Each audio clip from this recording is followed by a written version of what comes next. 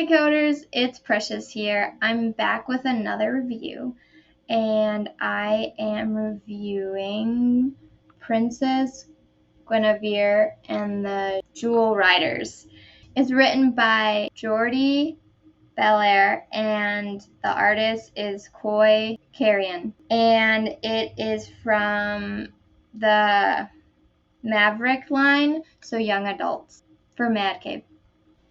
So the book is about Gwenevere, and she is supposed to be arranged to marry Drake, and they were both jewel riders, and he was the leader, and he got put into the position where he was going to marry the king's daughter, Gwenevere, and so he had to step down from being the leader of the jewel riders, and so he feels kind of like an outsider because he knew his place before, but he doesn't know his place now, and Guinevere doesn't want to marry him, but she knows that it's her responsibility to marry him.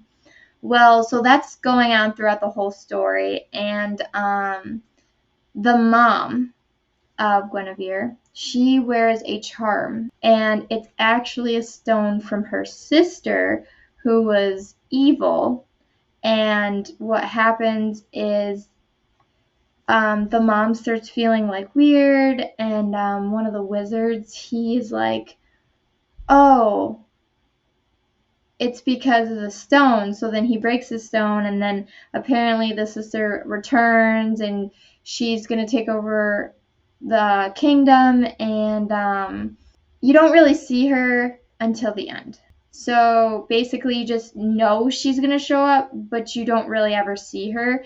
And then later, Drake finds a deer in the woods, and he tries to rescue it because he thinks it's hurt. He takes it to one of the jewel riders, and she ends up going with him to take it to the wizard so he can see what's wrong with it and make sure it's not going to infect all the other animals, just because there's this red mist going around because, like I said, her sister's coming back, but she's not there. So then they take this deer to the wizard, and they name it Lucy. And the deer ends up being her sister. So then when the wizard comes out, she turns into herself, and her and the wizard end up battling, and one of the jewel riders step in right before he's about to banish her again, because she was banished years ago, I guess.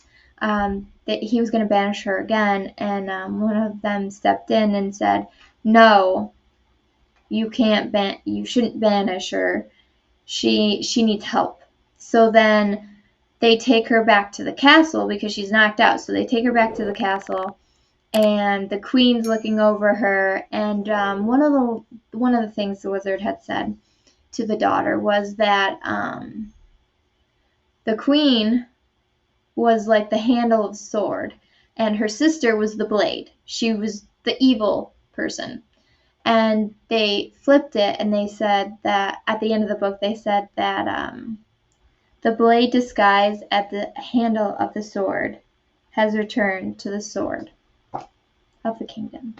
So basically saying that the mom was actually the evil person, but you didn't realize it until the end, and then it literally says the end. So it could continue into another story, which would be kind of cool to see, maybe a backstory on the mom and the sister would be pretty cool. But overall, it was a pretty decent read. So I thought that this was a good book for like younger girls, really, because I feel like it was more aimed towards like girls. I particularly didn't like it. I didn't like that you didn't really understand, like, okay, so there was a show for before the book, which maybe if I had watched that, I'd get a little bit more information, but just reading the book, they didn't really tell you like who the villain was going to be until halfway through the book. And so the first half is just setting up the plot. And then you didn't actually meet, like, physically, like, have the villain physically in the book until about 7 pages to the end.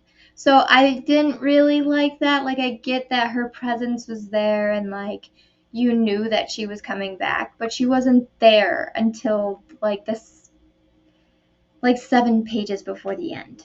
And then the ending was kind of confusing too, because it was kind of like, oh, yeah, this person was the bad guy, but actually this person was the bad guy.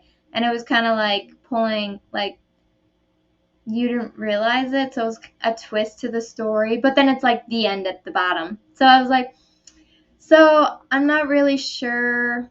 I mean, as a young kid, it would probably be a great story. There's a little bit of love in there, there's adventure, there's about younger, like, girls. So I can understand that it would be a good read for them. I personally didn't like it, but I think that younger girls would definitely enjoy reading this book.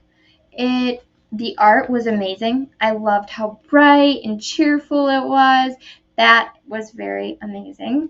I feel like the story was good. Maybe the beginning was dragged out a little bit much, but I don't know if they were just trying to fill in pages or what. So I'd give the writing 8 out of 10, and I'd give the art a 10 out of 10, because I think it's really, like, for the audience, it's amazing, it's great. Even I enjoyed reading it. It's cheerful, it's like a good book to read.